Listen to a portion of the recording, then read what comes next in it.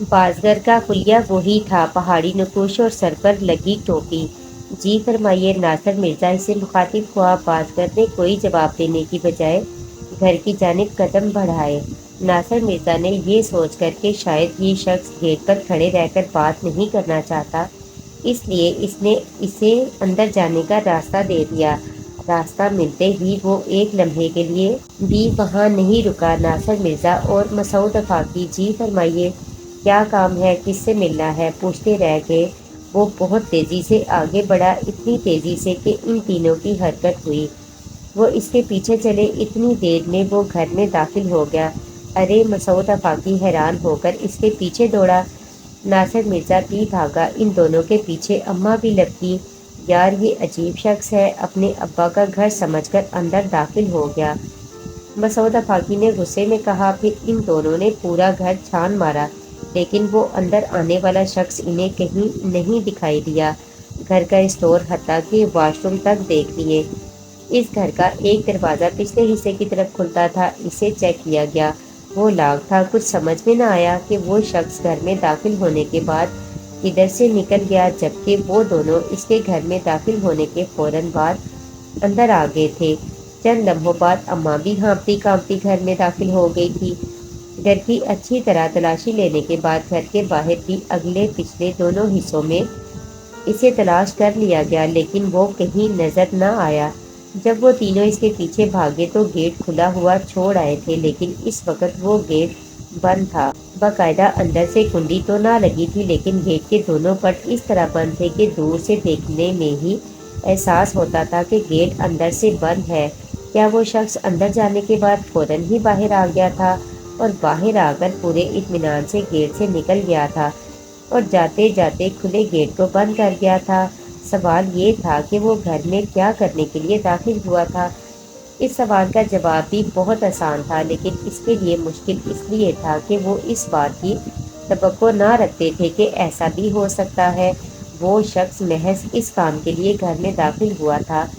ये चोरी अम्मा ने पकड़ी थी जब घर में दाखिल होने वाले शख्स की तलाशी जारी थी, तो अम्मा की एकदम नज़र खाली दीवार पर पड़ी थी। इनका दिल दहक से होकर रह गया।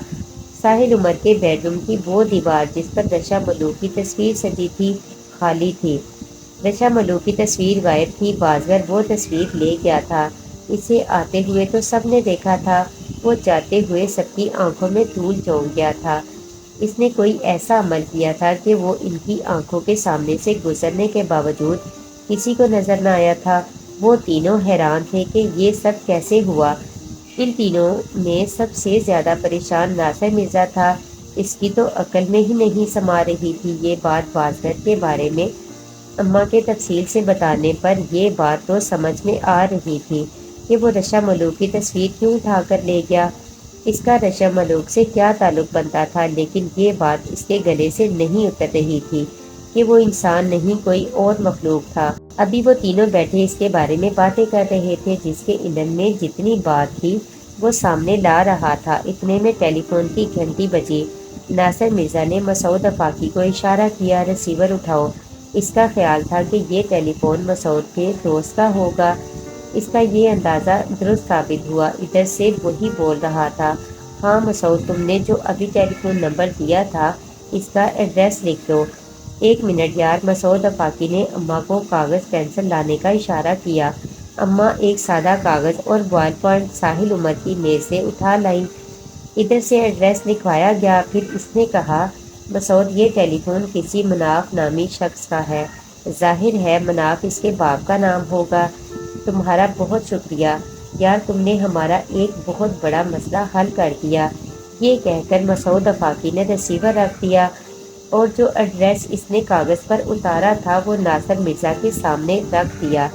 Garden east. नासिर मिर्ज़ा ने पते पर एक नज़र डालकर कहा, पता तो ज़्यादा मुश्किल नहीं है, आसानी से पहुंचा जा सकता है। क्या करना चाहते हो? वर्षा के बंगले पर चलकर देखना होगा। तुम्हारा क्या ख्याल है कि इस तरह वो इसे हमारे सामने कर देगी? इससे मिलकर ये अंदाज़ा तो हो जाएगा कि आया वो इसके बंगले पर गया है या नहीं। वर्षा अगर घर पर होगी तो इससे कुछ ना कुछ आइडिया ज़रूर हो जाएगा।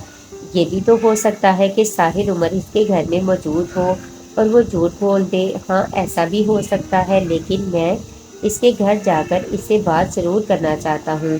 اس سے ملنے کے بعد ہی آگے کا لایا عمل طے کیا جا سکتا ہے۔ ہم اس سلسلے میں پولیس سے مدد کیوں نہیں لیتے؟ مسعود آفاقی نے رائے دی۔ تمہارے وہاں تعلقات بھی ہیں، پولیس کیا کرے گی؟ ناصر مرزا بیزاری سے بولا۔ تعلقات کے باوجود میری بھتیجی کا قاتل آج تک نہیں پکڑا گیا۔ عابد منجم کے قتل کا کوئی سراغ نہیں ملا۔ ساحل عمر کے سلسلے میں وہ کیا کرے گی؟ ابھی تو صورتحال بھی واضح نہیں ہے۔ وہ خود گھر سے گیا ہے، ہم پولیس سے کیا کہیں گے؟ کس کے نام FIR میں درج کرائیں گے؟ ابھی میں پولیس کے درمیان میں نہیں لانا چاہتا، خود ہی کچھ کرنا ہوگا۔ ناصر مرزا نے سمجھایا۔ چلو پھر اٹھو چلتے ہیں۔ مسعود آفاقی اچانک اٹھ کر کھڑا ہو گیا۔ ارے ابھی کہاں جا رہے ہو؟ دوپہر کا کھانا کھا کر جانا۔ نہیں اماں، کھانے کا تکلف نہ کرے، ہم لوگ چلتے ہیں۔ آپ پریشان نہ ہوں، تسلی رکھیں، انشاءاللہ جلد ہی ساحل عمر مل جائے گا۔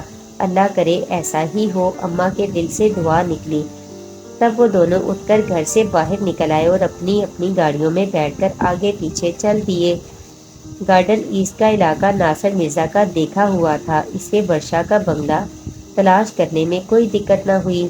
جب وہ دونوں اپنی اپنی گاڑیاں بنگلے کی دیوار کے ساتھ لگا کر گیٹ کی طرف بڑھے تو ناصر مرزا نے اس بنگلے پر ایک نظر ڈال کر کہا، مسعود اس بنگلے پر تو دہشت برس رہی ہے۔ صحیح کہہ رہے ہو، واقعی کوئی بھوت بنگلہ محسوس ہو رہا ہے۔ مسعود آفاقی نے تائید کی۔ بنگلے کی کال بیل دبا کر وہ دونوں گیٹ سے ذرا پیچھے کھڑے ہو گئے۔ تھوڑی دیر کے بعد انہیں گیٹ کے پیچھے آہٹ محسوس ہوئی۔ گیٹ کے درمیان خلا میں ایک آنکھ نظر آئی، پھر وہ آنکھ فوراً ہی غائب ہو گئی اور آنے والا واپس چلا گیا۔ اگر ان دونوں میں سے کوئی اخلاقیات کو پرے رکھ کر آگے بڑھ کر گیٹ کے درمیان سے جھانک لیتا تو اسے اندازہ ہو جاتا کہ آنے والا نہ تھا، آنے والی تھی، اور یہ آنے والی برکھا کے سوا کوئی نہ تھی۔ اس نے گیٹ پر کھڑے دونوں بندوں کو صاف دیکھ لیا تھا۔ ایک کو اس نے پہچان بھی لیا تھا، وہ ناصر مرزا تھا۔ دوسرے شخص کے بارے میں اس نے اندازہ لگا لیا تھا کہ وہ ساحل عمر کا فوٹوگرافر دوست ہوگا۔ وہ دونوں کے سامنے جانا نہیں چاہتی تھی، ابھی وہ کچھ دیر ورشا کی آڑ لینا چاہتی تھی۔ اسے امید تھی کہ ورشا ان دونوں کو اچھی طرح ڈیل کر لے گی۔ تھوڑی دیر کے بعد پھر کوئی گیٹ پر محسوس ہوا۔ اس نے بھی گیٹ سے باہر جھانکا اور پھر ذرا سا ہٹ کر مترنم لہجے میں سوال کیا، آپ کون؟ ہم دونوں ساحل عمر کے دوست ہیں، ہمیں ورشا صاحبہ سے ملنا تھا۔ ناصر مرزا نے آگے بڑھ کر کہا۔ ایک منٹ، ادھر سے آواز آئی، پھر چند لمحوں بعد ہی گیٹ کھل گیا۔ ورشا گیٹ سے تھوڑا سا باہر آئی اور بڑے مؤدبانہ انداز میں بولی، جی فرمائیے، میرا نام ورشا ہے۔ ناصر مرزا نے برکھا کو تو دیکھا تھا، لیکن ابھی تک اس کا ورشا سے سامنا نہیں ہوا تھا۔ مسعود آفاقی نے برکھا کو بھی نہیں دیکھا تھا۔ اب دونوں نے ایک ساتھ ورشا کو دیکھا تو دیکھتے رہ گئے۔ وہ زرد رنگ کی ساڑی باندھے ہوئے تھی، بغیر آستین کا سرخ بلاؤز، کھلے ہوئے بال، شاید وہ کچھ دیر قبل نہائی تھی۔ اس کا چہرہ بے حد فریش تھا، آنکھوں میں بے پناہ کشش، ہونٹوں پر دل لبھانے والی مسکراہٹ۔ وہ ایک قیامت تھی اس لڑکی کے لیے۔ اگر ساحل عمر گھر سے دیوانہ وار نکلا ہے تو ٹھیک ہی نکلا ہے، مسعود آفاقی نے اپنے دل میں سوچا اور ایک ٹھنڈا سانس لے کر ناصر مرزا کی طرف دیکھا۔ یہاں ساحل عمر صاحب تو نہیں ہے؟ ناصر مرزا نے ہچکچاتے ہوئے سوال کیا۔ میرا مطلب ہے یہاں آئے تو نہیں؟ ساحل عمر صاحب، اس نے اپنی مترنم آواز میں دہرایا، پھر بے نیاز انداز میں بولی، کیا انہوں نے یہاں آنے کو کہا تھا؟ وہ آدھی رات کو گھر سے نکلے ہوئے ہیں، کچھ بتا کر نہیں گئے کہ کہاں جا رہے ہیں۔ بعد میں فون وغیرہ بھی نہیں کیا۔ ہم لوگ پریشان ہیں، ان کی اماں کا برا حال ہے۔ اماں کا؟ اچھا، ان کی نوکرانی؟ ورشا نے بات کاٹ کر سوال کیا اور پھر خود ہی جواب دے دیا، ہم انہیں صبح سے ڈھونڈتے پھر رہے ہیں، کئی جگہ جا چکے ہیں، سوچا آپ سے بھی معلوم کرتے چلے۔ آپ نے ناحق زحمت کی، یہ بات تو آپ ٹیلی فون کر کے بھی معلوم کر سکتے تھے۔ ورشا نے یہ کہہ کر دونوں کو بغور دیکھا، پھر مسکرا کر بولی، خیر کوئی بات نہیں، آپ ساحل صاحب کے دوست ہیں، آئیے اندر تشریف لے آئیے۔ کچھ ٹھنڈا وغیرہ پی کر جائیے گا۔ میں آپ دونوں کے نام جان سکتی ہوں؟ مسعود آفاقی ہوں، فوٹوگرافر۔ میں ناصر مرزا ہوں، شکاری۔ ناصر مرزا نے مسعود کے انداز میں جواب دیا اور ہنس پڑا۔ او بے ساختہ ورشا کے منہ سے نکلا۔ نہیں، ناصر مرزا سمجھ نہ سکا کہ اس نے او کس بات پر کی۔ وہ ابھی تک گیٹ پر جمی کھڑی تھی۔ اس نے انہیں اندر آنے کی دعوت ضرور دی تھی، لیکن انہیں گھر میں لے جانے کے موڈ میں نہ تھی۔ دوسرے، اس نے اتنے سوال جواب کر لیے تھے کہ ساحل عمر کے بارے میں کچھ نہیں بتایا تھا۔ ناصر مرزا نے تب براہ راست سوال کیا، جی آپ نے ساحل عمر کے بارے میں کچھ نہیں بتایا؟ وہ اگر یہاں آئے ہوتے تو میں ضرور ان کے بارے میں کچھ بتاتی۔ ورشا نے پھر بھی واضح جواب نہ دیا۔ آپ کی ساحل سے کب ملاقات ہوئی تھی؟ میری ان سے ملاقات پر کوئی پابندی تو نہ تھی، ہم جب چاہتے تھے مل لیتے تھے۔ ورشا نے پھر گول مول جواب دیا۔ اچھا جی، ہم چلتے ہیں۔ آپ کو زحمت ہوئی اگر ان کا کوئی فون آ جائے تو ہمارے بارے میں ضرور بتا دیجیے گا، ناصر مرزا نے کہا۔ جی بہت بہتر، میں ضرور بتا دوں گی۔ یہ کہہ کر وہ واپس پلٹی۔ اس نے ان دونوں کے جانے کا بھی انتظار نہ کیا، فوراً گیٹ بند کر دیا۔ وہ دونوں ہکا بکا گیٹ کو دیکھتے رہ گئے۔ یا ناصر مرزا، تم کیوں یہاں آئے ہو؟ مسعود آفاقی نے اپنی گاڑی کی طرف بڑھتے ہوئے کہا۔ ایک تو میں ان قیامتوں کا گھر دیکھنا چاہتا تھا، دوسرے میں ساحل عمر کے بارے میں ان سے براہ راست معلوم کرنا چاہتا تھا، ناصر مرزا نے وضاحت کی۔ چلو گھر تو تم نے دیکھ لیا، ایک مسئلہ حل ہو گیا، لیکن ساحل عمر کے بارے میں تو اس نے کچھ نہیں بتایا۔ مسعود آفاقی کے لہجے میں غصہ تھا۔ اس کے باوجود مجھے یقین ہے کہ ساحل عمر گھر سے نکل کر سیدھا ادھر ہی آیا۔ مجھے تو یوں محسوس ہوتا ہے جیسے وہ گھر کے اندر موجود ہو۔ کیا تم جانتے ہو کہ ورشا سے پہلے گیٹ پر برکھا آئی تھی؟ اس نے گیٹ پر مجھے دیکھا اور واپس چلی گئی، کیونکہ پہلے آنے والی کالے لباس میں تھی۔ لباس کی جھلک میں نے گیٹ کے خلا سے دیکھی تھی۔ اندر جا کر اس نے ورشا کو بھیج دیا کہ وہ گول مول جواب دے کر ہمیں تنخواہ دے، لیکن ہم ٹرکنے والوں میں سے نہیں ہیں، ناصر مرزا پرعزم لہجے میں بولا۔ اے بھائی، کیا کرنے کا ارادہ ہے؟ مسعود آفاقی ذرا چونک کر بولا۔ یار ایک بات ہے، ساحل اپنی گاڑی پر گھر سے نکلا ہے، اگر وہ اس وقت گھر میں موجود ہے تو اس کی گاڑی بھی یہاں موجود ہوتی۔ ناصر مرزا نے کیا سرائی کی؟ تم نے یہ بات تو عقل مندی کی میں ذرا گیٹ سے اندر جھانک کر دیکھ لوں، ممکن ہے گاڑی اندر کھڑی نظر آ جائے۔ ہاں دیکھو، مسعود آفاقی اپنی گاڑی میں بیٹھتا بیٹھتا باہر نکل آیا۔ دونوں نے باری باری گیٹ کے درمیان جو خلا تھا اس سے اندر جھانک کر دیکھا۔ اس سے سامنے کا ایک محدود حصہ نظر آ رہا تھا، وہاں گاڑی نہ تھی۔ مسعود، کیا خیال ہے بنگلے کے پیچھے نہ چلے؟ ناصر مرزا نے پوچھا۔ ایک نظر پچھواڑے بھی ڈال لیں۔ چلو، مسعود آفاقی نے اتفاق کیا۔ وہ دونوں اپنی گاڑیاں وہیں چھوڑ کر بنگلے کے پیچھے آ گئے۔ دوپہر کا وقت تھا، اچھی خاصی گرمی تھی۔ پچھلی گلی میں کوئی نہ تھا۔ دیوار اونچی تھی لیکن اتنی اونچی نہ تھی کہ اس پر چڑھا نہ جا سکے۔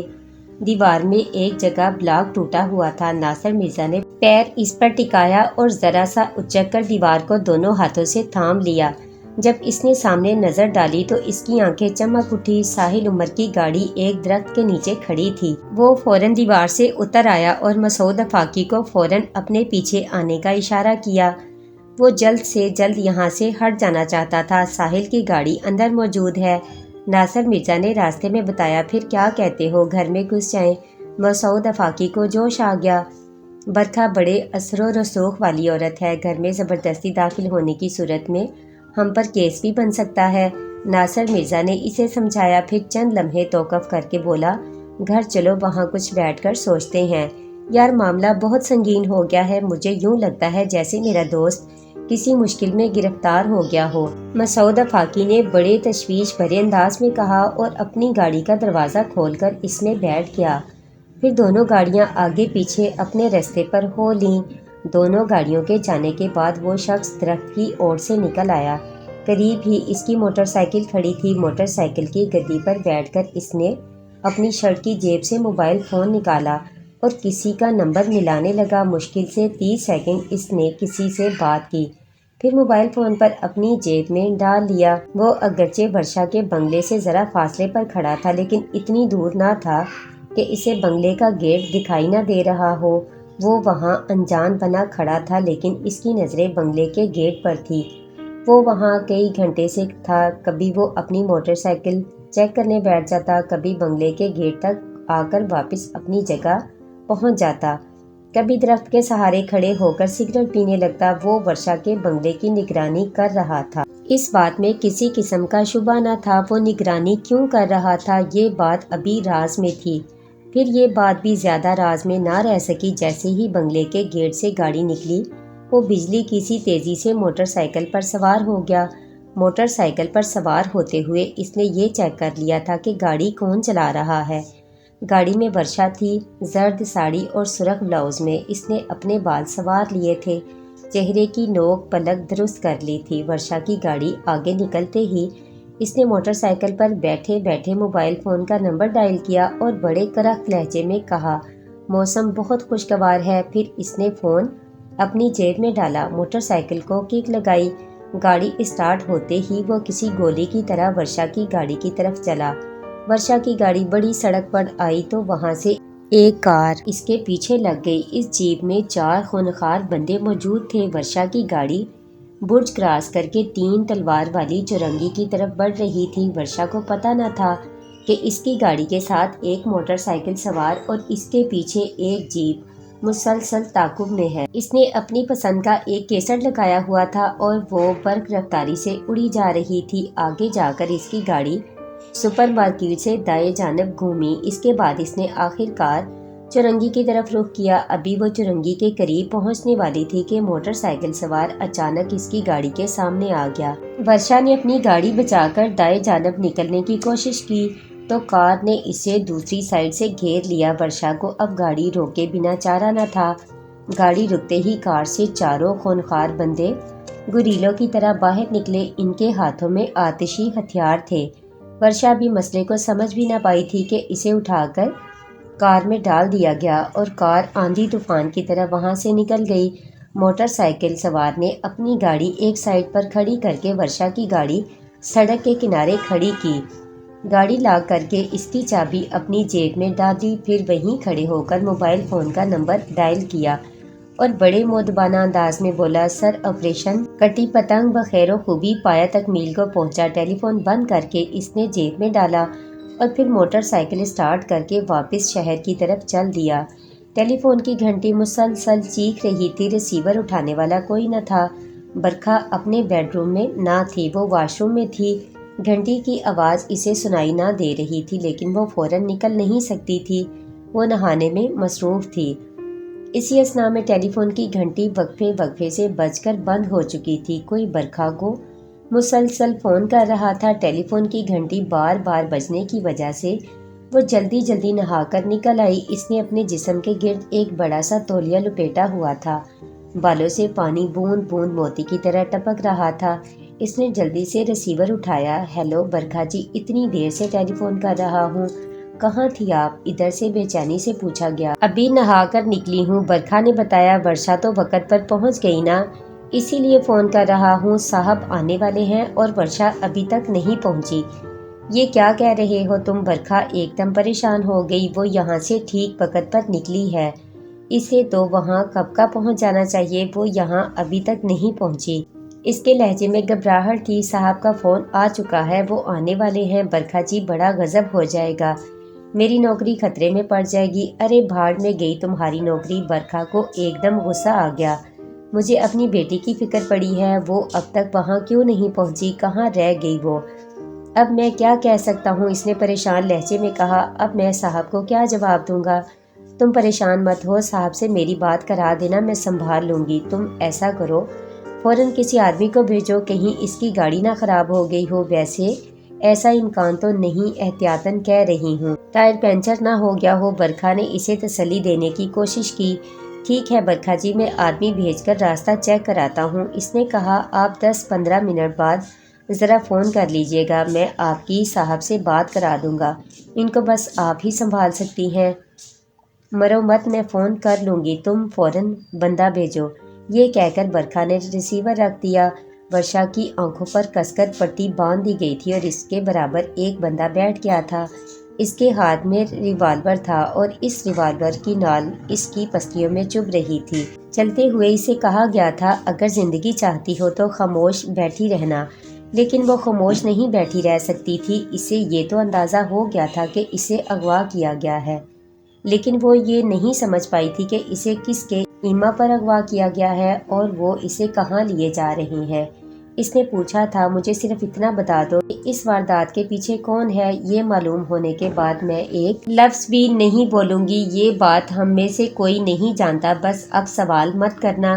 اس کے برابر بیٹھے ہوئے شخص نے سخت لہجے میں کہا، کیا تم لوگوں سے کوئی غلطی تو نہیں ہوگی؟ کیا تم جانتے ہو کہ میں کون ہوں؟ کیا تم یہ بھی جانتے ہو کہ میں جس سے ملاقات کرنے جا رہی تھی وہ کتنا بڑا آدمی ہے؟ کہو تو اس کا نام بتاؤں؟ بس بہت ہو گئی، اب تم بولی تو میں گولی چلا دوں گا۔ یہ بات اس نے کچھ اس انداز میں کہی کہ ورشا نے خاموش ہو جانا ہی بہتر جانا۔ پھر اس کے بعد کوئی نہ بولا۔ گاڑی میں موت کی سی خاموشی چھائی رہی۔ ورشا اندازہ نہیں کر سکی کہ اسے کہاں لے جایا گیا۔ ویسے سفر زیادہ طویل نہیں تھا۔ وہ محسوس کر رہی تھی جیسے وہ ابھی شہر میں ہی ہے۔ گاڑی سے اتار کر اسے کسی اچھے گھر میں لے جایا گیا۔ اس گھر کی سیڑھیاں چڑھنے سے لے کر جہاں تک اسے لے جایا گیا وہاں اس کے پیروں میں قالین رہا۔ اس نے ایک دروازے کے تالے میں چابی گھومنے کی آواز سنی۔ ہینڈل گھما کر دروازہ کھولا گیا۔ دروازے کی ہلکی سی چرچراہٹ محسوس ہوئی۔ پھر اسے ایک بیڈ پر بٹھا دیا گیا۔ جب اس کی آنکھوں سے پٹی کھولی گئی تو اس نے خود کو ایک عالیشان بیڈ روم میں پایا۔ ورشا کو اندازہ تھا کہ آنکھیں کھلتے ہی اسے منحوس چہروں کو دیکھنا پڑے گا، لیکن اس وقت کمرے میں کوئی خونخوار چہرہ نہ تھا۔ اس کی آنکھوں میں پٹی جس نے کھولی تھی وہ کوئی مرد نہ تھا، عورت تھی۔ وہ ایک ادھیڑ عمر کی عورت تھی۔ اس کی آنکھوں میں زندگی کے تجربے کی چمک تھی۔ وہ شلوار قمیض میں تھی اور ورشا کو بڑی دلچسپی سے دیکھ رہی تھی۔ برکھا نے نمبر ملا کر ریسیور کان سے لگایا۔ ہیلو، ادھر سے بھاری آواز میں کہا گیا۔ اس آواز کو وہ اچھی طرح پہچانتی تھی۔ اسے امید نہ تھی کہ وہ براہ راست فون اٹھا لیں گے۔ او سر، میں برکھا بول رہی ہوں، برکھا نے بڑی تھکاوٹ سے کہا۔ برکھا جی، آپ نے ہم پر بڑا ظلم کیا۔ اب دیکھو نا، قوم نے ہمارے کاندھے پر کتنی بھاری ذمہ داری ڈال دی ہے۔ اس قومی وقت میں سے ہم نے 2 گھنٹے کس مشکل سے نکالے ہیں، آپ یہ بات نہیں جانتی ہوں گی۔ ہمارا خیال تھا کہ یہ 2 گھنٹے ہم کسی کی حسین رفاقت میں گزاریں گے، لیکن یہاں آ کر تو بدمزگی ہو گئی۔ برکھا جی، آپ نے ہم پر بڑا ظلم کیا۔ سر، میں معذرت چاہتی ہوں۔ آپ یقین کریں، ورشا یہاں سے بالکل ٹھیک وقت پر نکلی تھی۔ وہ وہاں ابھی تک نہیں پہنچی۔ یہ سن کر میں خود پریشان ہو گئی ہوں۔ میں نے کچھ دیر پہلے عرفی سے بات کی تھی، پتہ نہیں اس نے راستہ چیک کرنے کے لیے کسی بندے کو بھیجا یا نہیں۔ یہ عرفی میرے سامنے بیٹھا ہے، اس سے بات کر لیں، سر نے کہا اور موبائل فون اس کے ہاتھ میں دینے کی بجائے آف کر دیا اور موبائل میز پر پھینک کر کھڑے ہو گئے۔ ناٹک کرتی ہے ہمارے ساتھ ہر وقت، قوم کا درد دل میں لیے پھرنے والے کا دل خراب ہو چکا تھا۔ وہ یہاں اپنا غم غلط کرنے آیا تھا، کسی اور کے غم میں مبتلا نہیں ہونے آیا تھا۔ اس نے جلتی آنکھوں سے عرفی کو دیکھا اور پھنکارتا ہوا بولا، ڈرائیور سے کہو گاڑی باہر نکالے۔ جی سر، عرفی کانپتا ہوا بولا، مجھے معاف کر دیجیے، غلطی ہو گئی۔ قوم کا درد بانٹنے والے نے کوئی جواب نہیں دیا۔ وہ اسے غصے سے دیکھتا ہوا کمرے سے باہر نکل گیا۔ کیا دیکھ رہی ہو؟ ورشا نے اس عورت کو اس قدر محویت سے دیکھتے ہوئے پایا تو سوال کر بیٹھی۔ تمہیں دیکھ رہی ہوں، اتنی سندر، اتنی سونی لڑکی میں نے آج تک نہیں دیکھی، بالکل ہرنی جیسی ہو، تمہیں کہاں سے پکڑا گیا ہے؟ وہ اسے بددستور دیکھ رہی تھی۔ مجھے آدمیوں کے جنگل سے پکڑا گیا ہے، ورشا نے ہنس کر کہا۔ سونی ہونے کے ساتھ ساتھ ہمت والی بھی ہو، اس نے رائے دی۔ کیسے پہچانا؟ وہ متعجب ہوئی۔ اس کمرے میں جب میں کسی لڑکی کی آنکھوں سے پٹی کھولتی ہوں تو وہ تھر تھر کانپ رہی ہوتی ہے، خوف کے مارے زبان نہیں کھلتی۔ تم تو ہنس رہی ہو، کون ہو تم؟ اس تجربے کار عورت نے اپنا تجربہ بیان کیا۔ اب تک کتنی پٹیاں کھول چکی ہو؟ ورشا نے سادگی سے سوال کیا۔ یہ بتانے سے تمہیں کیا حاصل ہوگا؟ وہ نرم لہجے میں بولی۔ میں کہاں ہوں، کیا یہ بتا سکتی ہو؟ ورشا نے دوسرا سوال کیا۔ بتانا چاہوں تو بتا بھی سکتی ہوں، لیکن اس سے بھی تمہیں کوئی فائدہ نہ ہوگا۔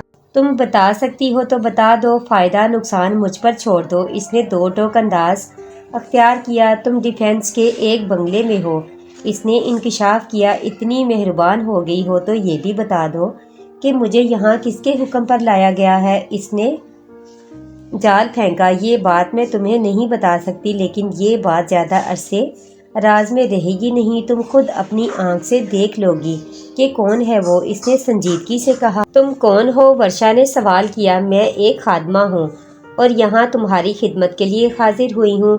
بولو تمہیں کیا چاہیے، ٹھنڈا پیو گی یا گرم؟ اس نے بڑے مؤدبانہ لہجے میں کہا۔ شکریہ، فی الحال مجھے کچھ نہیں چاہیے۔ ٹھیک ہے، پھر تم آرام کرو، اگر میری ضرورت پڑے تو یہ بیڈ کے اوپر دیوار میں لگا گھنٹی کا بٹن دبا دینا، میں حاضر ہو جاؤں گی۔ میں اب چلتی ہوں، جاتے ہوئے باہر سے دروازہ لاک کر جاؤں گی۔ اس بیڈ روم میں تم آزاد ہو، جو مرضی آئے کرو۔ جاتے جاتے اپنا نام بتاتی جاؤ۔ ورشا مسکرائی۔ اگر بتانا چاہو تو۔ میرا نام چندن ہے، اور تم؟ اس نے سوال کیا۔ میں ورشا ہوں۔ ورشا نے اپنا نام بتایا۔ اچھا نام ہے، کم سننے میں آتا ہے۔ کس نے رکھا یہ نام؟ اس نے ایسے ہی پوچھا۔ میری ممی نے۔ اس کا نام برکھا ہے، ورشا نے بتایا۔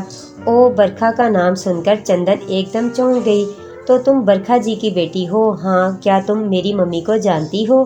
ورشا نے خوشگوار حیرت سے اسے دیکھا۔ ہاں، بہت اچھی طرح۔ وہ بڑے صاحب کے پاس آیا کرتی تھی، انہوں نے ان کے بہت کام کیے۔ انہوں نے ایک کام میرا بھی کیا تھا۔ میرا شوہر مجھے بہت تنگ کرتا تھا، بات بے بات مارتا تھا۔ انہوں نے مجھے ایک پڑیا دی، اس میں راکھ جیسی کوئی چیز تھی، وہ میں نے اپنے شوہر کو چائے میں گھول کر پلا دی۔ بس وہ دن اور آج کا دن۔ پھر کبھی اس نے مجھ پر ہاتھ نہیں اٹھایا۔ بڑے صاحب کی زندگی تک وہ یہاں آتی رہیں، اسی بنگلے میں۔ جب ان کا انتقال ہو گیا تو انہوں نے آنا چھوڑ دیا، چندن نے بتایا۔ چندن، میری ماں نے تم پر احسان کیا، آج اس کی بیٹی تمہارے سامنے ہے، کیا تم اس پر کوئی احسان نہیں کر سکتی ہو؟ ورشا نے امید بھری نظروں سے دیکھا۔ ورشا بی بی، مجھے مشکل میں مت ڈالو، وہ بڑا جلاد آدمی ہے، ایک سیکنڈ میں بندے کی پیشانی پر ریوالور رکھ کر گولی چلا دیتا ہے۔ بی بی، مجھے معاف کرنا، میں تمہارے لیے کچھ نہیں کر سکتی، اس نے گھبرا کر کہا اور تیزی سے کمرے سے نکل گئی۔ پھر ورشا نے دروازے کے تالے میں چابی گھومنے کی آواز سنی اور بند دروازے کو دیکھتی رہ گئی۔ یہ ایک وسیع و عریض فارم تھا، اس فارم میں خاصا اندر جا کر کاٹیج بنا ہوا تھا۔ واسم نے اپنی گاڑی کاٹیج کے دروازے سے ملا کر کھڑی کی اور ہارن دیا۔ چند لمحوں بعد کاٹیج کا دروازہ کھلا، سونا مسکراتی ہوئی باہر آئی۔ واسم، تمہیں آنے میں کچھ دیر نہیں ہو گئی؟ سونا نے گاڑی میں جھانک کر ساحل عمر کو دیکھتے ہوئے کہا۔ راستے میں ایک جگہ چیکنگ ہو رہی تھی، راستہ بدل کر آیا ہوں، واسم نے بتایا۔ پھر ان دونوں نے ساحل عمر کو سہارا دے کر گاڑی سے اتارا۔ گاڑی سے اترتے ہوئے ساحل عمر نے ایک دم آنکھیں کھولی، خالی نگاہوں سے باری باری دونوں کو دیکھا اور پھر ان کے کندھوں کا سہارا لے کر یوں چلنے لگا جیسے وہ دونوں اس کی مرضی کے مطابق اسے کہیں لیے جا رہے ہوں۔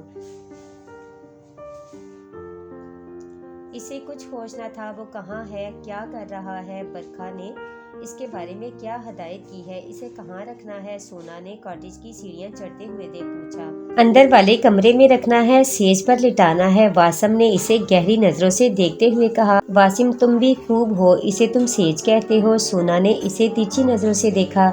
اچھا چلو سیج مت کہو، موت کی سیج کہہ لو، اب تو ٹھیک ہے۔ ہاں، وہ کمرہ تو قربان گاہ ہے، سونا نے گہرا سانس لے کر کہا۔ سونا، ایک بات کان کھول کر سن لو، کوئی غلطی نہیں ہونی چاہیے، برکھا جی نے بہت سخت تاکید کی ہے، اگر ذرا بھی کوئی گڑبڑ ہوئی تو ہم لوگوں کی خیر نہیں۔ واسم نے کمرے میں داخل ہوتے ہوئے اسے سمجھایا۔ نہیں، کوئی غلطی نہیں ہوگی، تم بے فکر رہو۔ سونا نے اسے یقین دلایا، پھر توقف کر کے بولی، برکھا جی کب آئیں گی؟ ان سے فون پر بات کرنا ہوگی، پھر جب وہ کہیں گی انہیں جا کر لانا ہوگا، واسم نے بتایا۔ پھر وہ دونوں اندر والے کمرے کے دروازے پر رک گئے۔ سونا نے اپنا کندھا اس کے بازو سے نکالا اور واسم سے بولی، واسم ذرا سنبھالو۔ واسم نے جھولتے ساحل عمر کو مضبوطی سے تھام لیا، تب وہ زمین پر بیٹھ کر ساحل عمر کے جوتے اتارنے لگی۔ پھر ان دونوں نے بھی اپنے جوتے اتارے اور دروازہ کھول کر اندر داخل ہوئے۔ یہ ایک چوکور کمرہ تھا، سرخ رنگ کا قالین بچھا ہوا تھا، اس کے علاوہ اس میں کوئی سامان نہ تھا۔ اس کمرے کے درمیان میں شاید ایک تخت پڑا ہوا تھا، وہ چاروں طرف سے ایک کالی چادر سے ڈھکا ہوا تھا۔ ساحل عمر کو اس پر احتیاط سے لٹا دیا گیا اور پھر دونوں الٹے قدموں واپس دروازے کی طرف گئے اور باہر نکل کر دروازہ مقفل کر دیا۔ صبح ہو چکی تھی، سورج کی روشنی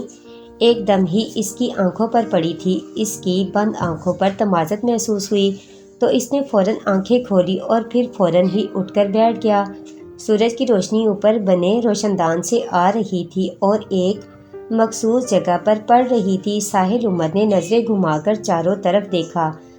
یہ ایک عجیب و غریب کمرہ تھا اور جس چیز پر بیٹھا ہوا تھا وہ پتھر کی طرح سخت تھی اور اس پر ایک بڑی سی کالی چادر پڑی ہوئی تھی۔ اس نے کھڑے ہو کر جب یہ دیکھنے کے لیے چادر کھینچی کہ وہ کہاں لیٹا ہوا تھا، دکھ کی ایک لہر اس کے اندر اترتی چلی گئی۔ وہ کسی کی قبر تھی اور اس قبر کا کتبہ سرہانے کی بجائے درمیان میں لگا ہوا جس پر صاحب قبر کا نام، سن ولادت اور سن وفات لکھا ہوا تھا۔ اسے دکھ اس بات کا ہوا تھا کہ وہ کسی قبر پر لیٹا ہوا تھا، شاید وہ رات کو سویا بھی اسی قبر پر تھا۔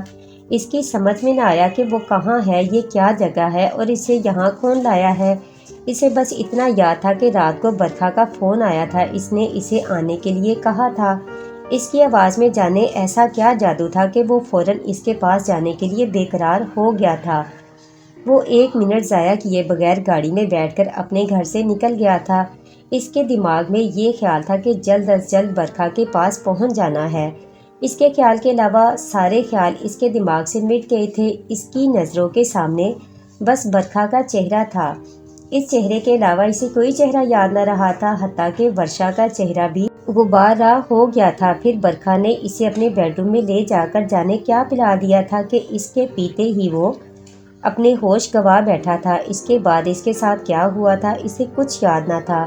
اس پر خواب کی سی کیفیت چھائی ہوئی تھی۔ اسے یہ احساس تو تھا کہ اس کے ساتھ کچھ ہو رہا ہے، کیا ہو رہا ہے اس کا پوری طرح ادراک نہ تھا۔ کبھی وہ برکھا کا چہرہ دیکھتا، کبھی اسے واسم نظر آتا، کبھی وہ خود کو گاڑی میں بیٹھا ہوا پاتا، کبھی وہ کہیں لیٹا ہوا محسوس کرتا۔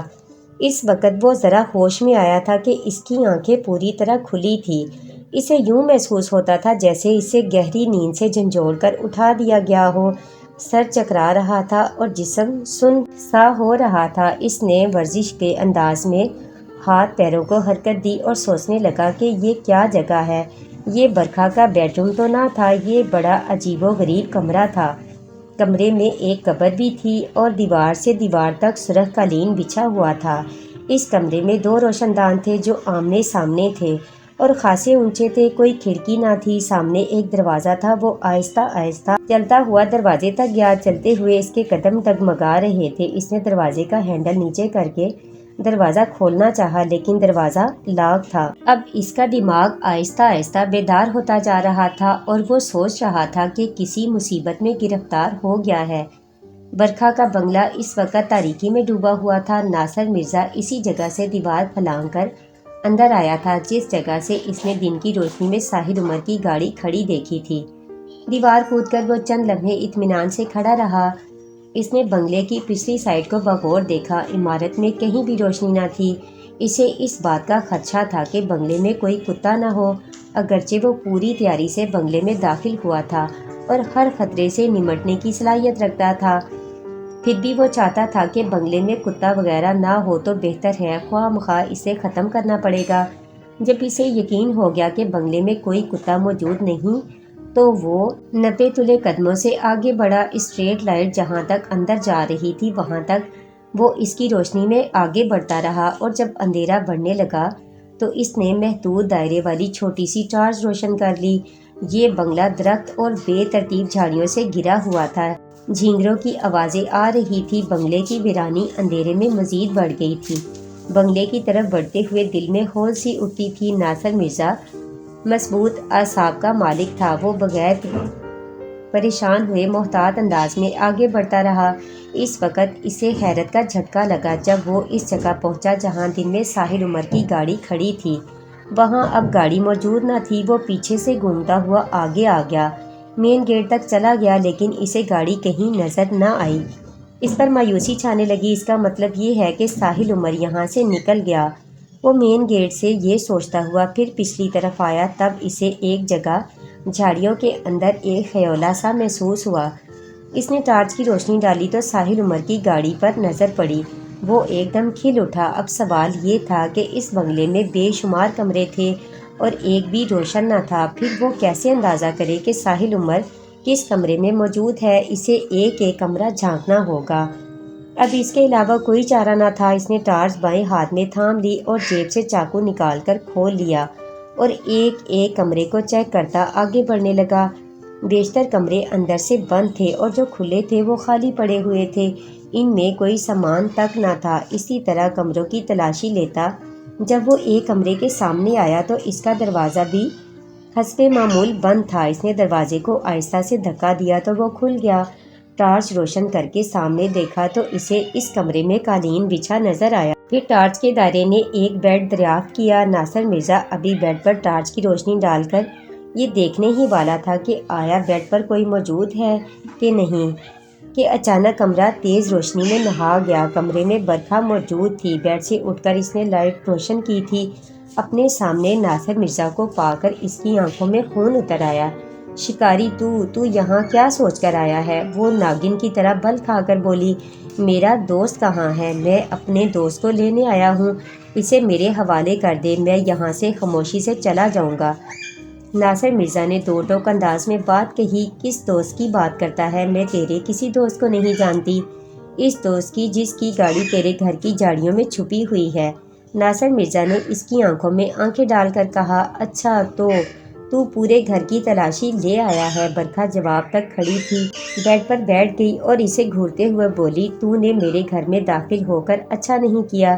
میں نے یہاں آ کر اچھا کیا ہے یا برا کیا ہے اس بات کو چھوڑ، مجھے باتوں میں الجھانے کی کوشش نہ کر۔ دوپہر کو بھی تو نے یہی کہا تھا، خود سامنے آئی نہیں، مجھے دیکھ کر ڈر گئی، اپنی بیٹی کو دروازے پر بھیج دیا۔ اس نے غلط بیانی سے کام لیا، جبکہ ساحل عمر اس گھر میں موجود تھا۔ تو اس لڑکے کے پیچھے کیوں پڑ گئی ہو؟ وہ میرا بہت پیارا دوست ہے، اگر اس کو کچھ ہو گیا تو پھر تجھے زندہ نہیں چھوڑوں گا۔ میرے گھر میں گھس کر مجھے قتل کی دھمکی دیتا ہے۔ ابھی اگر میں پولیس کو کال کر لوں تو جانتا ہے تجھ پر کتنے مقدمے بن جائیں گے۔ تو یہ بات اچھی طرح جانتا ہوگا، جانتا ہے نا؟ برکھا نے ترچھی نگاہوں سے دیکھا۔ میں تیرے گھر کی دیوار پھلانگ کر آیا ہوں، میں اس طرح کود کر اندر آیا ہوں، تو سوچ کر ہی آیا ہوں گا تو اپنا شوق پورا کر لے، پولیس کو کال کر، پھر دیکھ تماشا۔ ناصر مرزا پولیس بلانے کی دھمکی پر تھوڑا پریشان ہو گیا تھا، لیکن اس نے اپنی پریشانی ظاہر نہ ہونے دی۔ اس نے اسے الٹی دھمکی دے کر چکرا دیا۔ اگر وہ ڈر جاتا تو وہ اسے اور ڈراتی، لیکن وہ ڈرنے والوں میں سے نہ تھا۔ تو کیا چاہتا ہے؟ برکھا کا لہجہ تھوڑا نرم ہوا۔ میں یہاں ساحل عمر کو لینے آیا ہوں، اسے میرے حوالے کر دے۔ اور میری بیٹی کا کیا ہوگا؟ ایک انوکھا سوال، کہیں تو ساحل عمر اور ورشا کی شادی کے چکر میں تو نہیں ہے؟ یاد رکھ، میں ایسا نہیں ہونے دوں گا۔ میں کیا کہہ رہی ہوں، تو کیا کہہ رہا ہے؟ تو جو کہنا چاہ رہی ہے میں اچھی طرح سمجھتا ہوں۔ ورشا کہاں ہے؟ ناصر مرزا اس سوال پر چونکا۔ اس سوال کا کیا مطلب ہے؟ تمہارے جانے کے بعد سے میری ورشا غائب ہے، اس کی گاڑی کلفٹن چورنگی کے نزدیک سے ملی ہے، مجھے یقین ہے کہ تم لوگوں نے اسے اغوا کروایا ہے۔ برکھا نے اس کی آنکھوں میں دیکھتے ہوئے کہا، او تو ورشا اغوا ہو چکی ہے۔ ورشا کے اغوا کا ذکر سن کر ناصر مرزا کے دل میں ٹھنڈک سی پڑ گئی۔ کوئی تو ان ظالموں کو نقصان پہنچانے والا پیدا ہوا، جس نے بھی ورشا کو اغوا کیا ہے اس کے لیے اس کے دل سے دعا نکلی۔ واہ بھائی، تو نے کمال کیا، اللہ تیرا بھلا کرے۔ ناصر مرزا نے ایک سیکنڈ کے ہزارویں حصے میں یہ بات طے کر لی کہ وہ اغوا کے معاملے کو ہرگز کلیئر نہیں کرے گا۔ برکھا خود بخود جال میں پھنس گئی تھی۔ اب وہ بارگننگ پوزیشن میں آ گیا تھا اور وہ اس بات سے فائدہ اٹھائے گا، لیکن وہ بھی کچی گولی نہیں کھیلے ہوئے تھی، وہ ایک شاطر تھی۔ جب سے اس کے علم میں یہ بات آئی تھی کہ ورشا کی گاڑی کلفٹن چورنگی کے نزدیک کھڑی ہے، تب سے اس نے اپنے تمام ہر کارے ادھر ادھر دوڑائے ہوئے تھے۔ جن لوگوں پر اسے شبہ تھا وہاں وہ چیک کر رہی تھی۔ اس کے ساتھ ہی وہ پورے بنگلے میں اندھیرا کر کے اپنے بیڈ پر بیٹھ کر ایک عمل کر رہی تھی کہ ناصر مرزا اس کے گھر میں آ کودا تھا۔ یہ لوگ اس کی فہرست میں شامل نہ تھے۔ ناصر مرزا کا چہرہ دیکھ کر اچانک اس کے دل میں یہ خیال آیا کہ ہو سکتا ہے یہ کام ان لوگوں نے کیا ہو۔ یہ سوچ کر اس نے اندھیرے میں تیر چھوڑ دیا تھا کہ ناصر مرزا کے اشارے پر یہ اغوا ہوا ہے۔ تو یہ فوراً اگل دے گا۔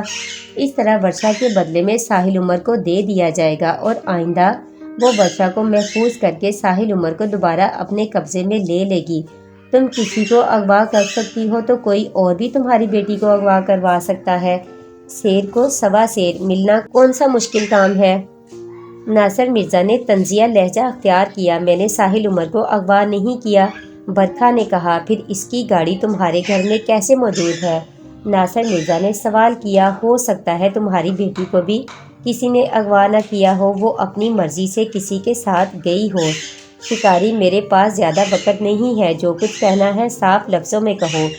یہ کہہ کر اس نے سائڈ ٹیبل پر رکھا ہوا جگ اور گلاس اٹھایا، جگ سے پانی نکال کر پورا گلاس بھرا۔ اتنی دیر میں اس نے کچھ پڑھ کر گلاس پر پھونکا اور بیڈ سے اچانک اٹھ کر 2 قدم آگے بڑھی، اور اس سے پہلے کہ ناصر مرزا کچھ سمجھتا، اس نے پانی سے بھرا گلاس اس کے اوپر پھینک دیا۔ بظاہر پانی نظر آنے والی چیز اس کے پڑھ کر پھونکتے ہی پانی نہ رہی تھی، تیزاب بن گئی تھی۔ ناصر مرزا کی جگہ اس وقت اگر کوئی اور شخص ہوتا تو وہ جل کر رہ جاتا، اس کا چہرہ اور جسم جھلس جاتا، مگر یہ پانی ناصر مرزا کا کچھ نہ بگاڑ سکا۔ پانی پڑتے ہی اس کے جسم میں آگ لگنی شروع ہوئی تھی کہ ناصر مرزا کو فوراً ہوش آ گیا۔ اس کے ہاتھ میں کھلا ہوا چاقو موجود تھا، وہ چاقو فوراً اس نے اپنے جسم سے لگا لیا۔ دیکھتے ہی دیکھتے وہ پانی بھاپ بن کر اڑ گیا۔ برکھا اسے آنکھیں پھاڑ کر حیرت سے دیکھنے لگی۔ ورشا بیڈ پر پاؤں لٹکائے بیٹھی تھی، اس کی نظریں دروازے پر جمی تھی۔ وہ اس شخص کا انتظار کر رہی تھی جس نے یہ سارا کھیل رچایا تھا۔ اسے بند دروازے کے کھلنے کا شدت سے انتظار تھا۔ یہ وہ بیڈ روم نہ تھا جہاں اس کی چندن نے اپنی پٹی کھولی تھی، وہ بیڈ روم تو ڈیفینس کے ایک بنگلے کا تھا۔ اس بنگلے میں وہ اندھیرا ہونے تک رہی تھی۔ اندھیرا ہوتے ہی چندن دروازہ کھول کر اندر آئی تھی۔ اس مرتبہ وہ اکیلی نہ تھی، اس کے ساتھ کچھ منحوس شکلیں بھی تھیں، اور یہ شکلیں ان سے مختلف تھیں جو اسے کار میں ڈال کر یہاں تک لائے تھے۔ وہ 2 تھے اور دونوں کے ہاتھ میں کلاشن کوفیں تھیں۔ ورشا بی بی، چلنا ہے، چندن نے اس کے قریب پہنچ کر آہستہ سے کہا۔ یہاں سے کہاں جانا ہے؟ ورشا نے پوچھا۔ میں نہیں جانتی، مجھے حکم ملا ہے کہ میں آپ کو کار میں لے آؤں، اس نے بتایا۔ اچھا چلو، ورشا کھڑے ہوتے ہوئے بولی۔ 1 منٹ بی بی، چندن نے کہا۔ اب کیا ہے؟ ورشا اسے دیکھتے ہوئے بولی۔ ذرا بیٹھ جائیں، آپ کی آنکھوں پر پٹی باندھنی ہے، اس نے وضاحت کی۔ چندن، کاش تم اس شخص کی عقل پر پٹی بندھی دیکھ سکتی جس نے مجھے اغوا کروا کر ایک قیامت کو دعوت دے دی ہے۔ ایسی قیامتیں ہمارے راجا سائیں نے بہت دیکھی ہیں۔ ان میں سے ایک نے کلاشن کوف سیدھی کی اور چندن سے مخاطب ہو کر بولا، چل چندن، جلدی کر، باندھ پٹی، لمبا سفر ہے۔ ورشا نے ایک نظر اس شخص کو دیکھا، سوچا کچھ پوچھے، پھر کچھ سوچ کر رہ گئی۔ چندن نے جلدی سے ورشا کی آنکھوں پر کالی پٹی باندھ دی اور اس کا ہاتھ پکڑ لیا۔ پچھلی سیٹ پر ورشا کے ساتھ چندن بیٹھ گئی اور پھر سفر شروع ہو گیا۔ رات کو 3-4 بجے تک یہ لوگ اپنے ٹھکانے پر پہنچے۔ گاڑی بڑی سی حویلی کے بڑے سے گیٹ میں داخل ہو گئی اور کافی اندر جا کر اصل عمارت کے سامنے رکی۔ چندن نے ورشا کو گاڑی سے اتارا، ہاتھ پکڑ کر اسے مختلف راستوں سے گزارتی ہوئی بالآخر ایک کمرے میں داخل ہوئی اور وہ دروازہ اندر سے بند کر کے ورشا کی آنکھوں سے پٹی کھول دی۔ پٹی کھلنے کے بعد ورشا نے آہستہ سے اپنی آنکھوں کو ملا، پھر آنکھیں کھولیں۔ کمرے میں ایک طائرانہ نظر ڈالتی ہوئی بولی، پوری رات سفر میں گزر گئی؟ جی بی بی، ہم کراچی سے بہت دور نکل آئے ہیں۔ یہ کیا جگہ ہے؟ ورشا نے حسب معمول اپنی معلومات میں اضافہ چاہا۔ اس جگہ کا نام میں نہیں جانتی، میں پہلی بار یہاں آئی ہوں، چندن نے دھیرے سے کہا۔ ورشا نے محسوس کیا کہ وہ سفید جھوٹ بول رہی ہے۔ وہ اس کی مجبوری سمجھتی تھی، لہٰذا اس نے جگہ سے متعلق کوئی اور سوال نہ کیا۔ بی بی، آپ کچھ پئیں گی؟ ہاں، چائے پیوں گی، ورشا نے انگڑائی لیتے ہوئے کہا۔ تھکن ہو گئی ہے، آپ چہرے پر چھینٹے مار لیں، میں چائے لے کر آتی ہوں، اس نے مشورہ دیا۔ ورشا نے باتھ روم میں جا کر اپنا چہرہ اچھی طرح دھویا، سامنے لگے آئینے میں اپنی شکل دیکھی، چہرے پر تھکن برس رہی تھی۔ یہ ایک مشکل اور دشوار گزار سفر تھا۔ آخری 10 میل انتہائی تکلیف دہ تھے، راستہ اونچا نیچا اور کچا تھا۔ آنکھوں پر پٹی ہونے کی وجہ سے وہ بار بار چندن پر گر رہی تھی۔ گاڑی کو خاصے جھٹکے لگ رہے تھے۔ 10 منٹ میں چندن چائے لے آئی، چائے کے ساتھ کھانے کی کچھ اشیاء بھی تھی۔ چندن نے یہ بہت اچھا کیا تھا، اسے بھوک بھی لگ رہی تھی۔ اس نے چند بسکٹ لیے، تھوڑا سا خشک میوہ چکھا اور پھر چائے پی کر ذرا تازہ دم ہو گئی۔